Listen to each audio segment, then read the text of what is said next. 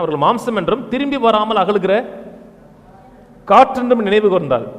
எத்தனை தூரமோ வனாந்திரத்தில் அவருக்கு கோபம் ஊட்டி அவாந்தர வெளியில் அவரை விசனப்படுத்தினார்கள். அவர்கள் திரும்பி தேவனை பரீட்சை பார்த்து இஸ்ரவேலின் பரிசுத்தரை மட்டுப்படுத்தினால் லிமிட் பண்ணுகிறது.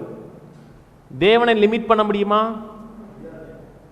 இங்க போட்டிருக்கே, இஸ்ரவேலின் பரிசுத்தரை லிமிட் பண்ணாங்க, மட்டுப்படுத்தினா குறைச்சாங்கன்னு இருக்கு. தேவனை குறைக்க முடியாது. தேவன் எல்லையற்றவர், வரம்பற்றவர், பெரிய தேவன். ஆனா அவர் உங்கள் வாழ்க்கை குறித்து என்ன கனவு கண்டாரோ, எப்பேற்பட்ட வாழ்க்கை உங்களுக்கு கொடுக்கணும் அவர் நினைச்சாரோ, அந்த வாழ்க்கை கொடுக்க முடியாத அளவுக்கு நீங்க உங்கள் எண்ணங்களினால அவரை மட்டுப்படுத்தலாம். என்ன அப்படித்தான் இவங்க செஞ்சாங்க. அவங்க சொல்றாரு, அவர்கள் மாம்சம் என்றும் திரும்பி வராமல் அகலுகிற ஒரு காத்து அடிக்குது. அந்த காத்து திரும்பி வந்து அடிக்குது. இவனுக்கு மாறணும், தேவனுடைய சிந்தையை தன்னுடைய சிந்தையா மாற்றணுங்கிற எண்ணமே கிடையாது. அதனால சொல்றாரு, அவர்கள் திரும்பி தேவனை பரீட்சை பார்த்து இஸ்ரவேலின் பரிசுத்தரை மட்டுப்படுத்தினார்கள். நீங்களும் நானும் தேவனை மட்டுப்படுத்த முடியும். மட்டுப்படுத்த முடியுமா? நம்முடைய எண்ணங்கள் மூலமா மட்டுப்படுத்த முடியும். கவலையின் மூலமாக தேவனை மட்டுப்படுத்த முடியும். சோம்பேறித்தனமான வாழ்க்கையின் மூலமாக தேவனை மட்டுப்படுத்த முடியும். ஏனோதான வாழ்ற வாழ்க்கையின் மூலமாக தேவன் உங்களுக்கு கொடுக்க நினைச்சாலும் அதை பெற முடியாத வாழ்க்கை வாழலாம். நம்முடைய தேவனுக்கு ஒத்துழைக்காத தன்மை, மனம் புதிதாகாத மனதினால் தேவனை மட்டுப்படுத்த முடியும். நீ மக்கள் தேவனை மட்டுப்படுத்த ஒரு மாபெரும் காரியம் என்னதென்றால், கவனிங்க, மக்கள் மத்தியில் ஒரு பரவலாக ஒரு எண்ணம் மக்கள் மத்தியில் இருக்குது. தேவன் என்ன நினைக்கிறார் அதை கொடுப்பார். நான் எப்படி வாழ்ந்தாலும் பரவாயில்ல, என்ன சிந்திச்சாலும் பரவாயில்ல, தேவன் சர்வ வல்லவர். அவர் எப்போ கொடுக்கணும்னு நினைக்கிறாரோ அப்போ கொடுப்பார். என் வாழ்க்கையில் இது கொடுக்கலன்னா காரணம் என்ன? தேவன் கொடுக்கல, அதனால கிடைக்கல. இப்படிப்பட்ட எண்ணம் உங்கள் வாழ்க்கையில் இருந்ததென்றால் அந்த நிறைவேற வாழ்றது கஷ்டம். ரொம்ப பேர் ஏன் வாழன்றால் அந்த மாபெரும் காரியம். தேவன் அந்த தேவனுடைய சாவரட்டிங்கிற இல்லையா, சர்வ வல்லமையில் தன்மை. தேவன் சர்வ வல்லமையில் இருக்கிறதுனால நான் நினைச்சாலும் நினைக்காட்டாலும் என்ன மீறி அவர் கொடுத்துருவாரு அப்படிங்கிற எண்ணம் மக்கள் மத்தியில் இருக்கு. நான் ஊழியத்துக்கு வர விரும்பல, நான் வர விரும்பாட்ட கூட நீ எப்படியாச்சும் அம்மிக்கு பிடிச்சி என்ன கொண்டுருவாரு அப்படிலாம் கர்த்தர் செய்ய மாட்டாருங்க. அந்த சாவர்னிட்டியை மக்கள் தப்பா புரிஞ்சுக்கிட்டாங்க. நீங்க மக்கள் பெரும்பாலும் பாருங்களேன், அவங்க வாழ்க்கையில் என்ன தப்பு நடந்தாலும், அவங்க குடும்ப வாழ்க்கை, பொருளாதார வாழ்க்கை, ஏதாச்சும் இழப்பு ஏற்பட்டுச்சுன்னா அவங்களால தான் இவங்களால தான் என் வாழ்க்கை கஷ்டமாகி போச்சு, இவங்களால தான் கஷ்டமாக போச்சு, இவங்களால தான் என் குடும்பம் அப்படி ஆச்சு, இவங்களால தான் அப்படி ஆச்சுமா. யாரும் உங்களை ஒரு தீர்மானம் எடுப்பதற்கு ஃபோர்ஸ் பண்ணவே முடியாது.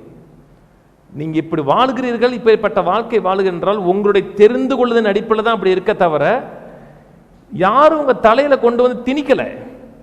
நம்ம மனிதர்கள் அப்படித்தானங்க. என் வாழ்க்கையில் யாரும் இப்படித்தான் நீ வாழணும் என்னை திணிச்சிட முடியாது.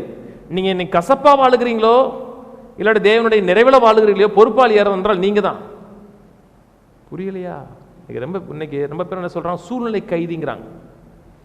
அது ஆங்கில சொல்லுவாங்க, we are the product of our environment. நம்முடைய என்வாயன்மெண்ட்டுடைய ப்ராடக்டை நம்மங்கிறாங்க. அது தப்பு. எந்த சூழ்நிலையில் வாழுகிறோமோ அந்த சூழ்நிலை நமக்குள்ள ஒரு பாதிப்பை ஏற்படுத்தி கொடுக்க. நல்லா கவனிச்சுட்டே வாங்க. சூழ்நிலைகள் நமக்குள்ள ஒரு பாதிப்பை ஏற்படுத்தும். ஆனால் அந்த சூழ்நிலையின் படி தான் நீங்க வாழ வேண்டும் என்று தேவன் விரும்பல. சூழ்நிலைக்கு மேல வாழணும்னா கர்த்தர் நினைக்கிறார். அநேக சொல்றாங்க, ஏன் சூழ்நிலைக்கு கீழே நீங்க இருந்தீங்கன்னா உங்களுக்கு தெரியுங்கிறாங்க. நான் சொல்றது புரியுதா? அந்த சூழ்நிலை கீழே நீங்க ஏன் போனீங்கன்னு தான் என்னுடைய கேள்வி. என் சூழ்நிலை கீழே நீங்க உங்களுக்கு தான் புரியும். நீங்க சூழ்நிலைக்கு மேல இருக்க வேண்டிய ஆட்களுங்க, கர்த்தருடைய வாழாக்காமல். அப்ப சூழ்நிலைக்கு கீழே நீங்க ஏன் போனீங்க? சிலர் என்ன சொல்றாங்கன்னா, அவர் பொல்லாத பையன், கெட்டவன். அவன் ஏன் கெட்டான்னா, அவன் குடும்பத்தில் அவனை யாரும் அன்பு செலுத்துறதுக்கு ஆள் இல்லை. சின்ன வயசுல 3 வயசுல அவங்க மூத்தனனுக்குலாம் கேக் வெட்டியிருக்காங்க, இவனுக்கு கேக் வெட்டலையா, அடுத்த வருஷம் கேக் வெட்டலையா.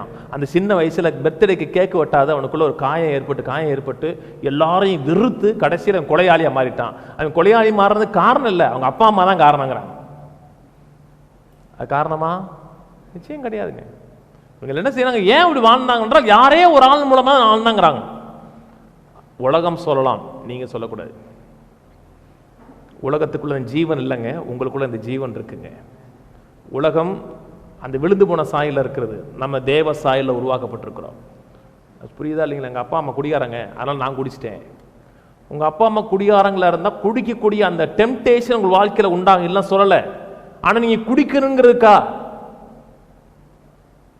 நான் சொல்றது புரியுதாங்க? நீ குடிக்கணுமா, அப்படித்தான் வாழணுமா? வாழணுன்ற அவசியமே கிடையாது. அந்த சூழ்நிலைக்கு மேலே எழும்பக்கூடிய தெய்வீகமான ஆற்றல் நமக்குள்ள இருக்குங்க. தேவன் மனுஷனை படைக்கும் போது எனது சாயலும்படி எனது ரூபத்தின்படி தான் உண்டாக்குனார். ஆண்டவர் வர்றாரு ஆதியா 1ஆம் அதிகாரத்துல, பூமி ஒழுங்கின்மையும், அவருக்கு சூழ்நிலை சரியில்லை, வந்து பார்க்குற ஒழுங்கின்மையா இருக்கு, வெறுமையுமா இருக்கு, போப்பா சூழ்நிலையே சரியில்லைப்பா, அட்மாஸ்பியரே சரியில்லை, அப்படி போயிருக்கலாம்ல. அவர் வந்து பர்பஸ் பண்ணுகிறார், பூமின்னா இப்படித்தான் இருக்கணும் என்று என்னென்ன விரும்புகிறாரோ அதையெல்லாம் உருவாக்குகிறார். அப்படிதான் சொல்றாரு, என்ன போல ஒரு மனிதனை உருவாக்க போறேன். அவனும் தன் வாழ்க்கையில் என்ன நடக்கணும்னு நினைக்கிறானோ அதை உருவாக்குவான். உள்ள இருக்கா? என்ன வாழ்க்கை வாழணும் தேவன் சித்தம் கொண்டிருக்கிறாரோ, நோக்கம் கொண்டிருக்கிறாரோ அது சிந்திச்சு உருவாக்கக்கூடிய மனிதன் தான் விசுவாசி. அப்படியே காத்துல அடிச்சுட்டு போறவன் கிடையாதுங்க. எதிர்மறையான சூழ்நிலைகள் வந்தாலும் எதிர்நீச்சல் அடிக்கிறான் பாத்தீங்களா, அவன் தான் விசுவாசி. புரியுதா இல்லைங்களா? கடவுள் அறியாதான் கூட சொல்றாங்க, நாங்களாம் சுனாமியிலேயே எதிர்நீச்சல் அடிப்பாங்கிறான். சுனாமியில் அடிக்கிறீங்களா இல்லையோ, வாழ்க்கைங்கிற சுனாமியில் எதிர்நீச்சல் அடிங்க. அடிச்சிங்கன்னா நிச்சயம் ஜெயிச்சிடலாங்க. நம்ம செத்த மீன் கிடையாது. செத்த மீனுக்கும் உயிருள்ள மீனுக்கு நிறைய வித்தியாசம் இருக்குது தெரியுமா? செத்த மீன் அந்த அந்த இதோடய ஃப்ளோட் ஆகி போகும். உயிருள்ள மீன் எதிர்நீச்சல் அடிக்கும். ஏன்னா அந்த உயிர் தேவனுடைய உயிர் நமக்குள்ள இருக்குங்க.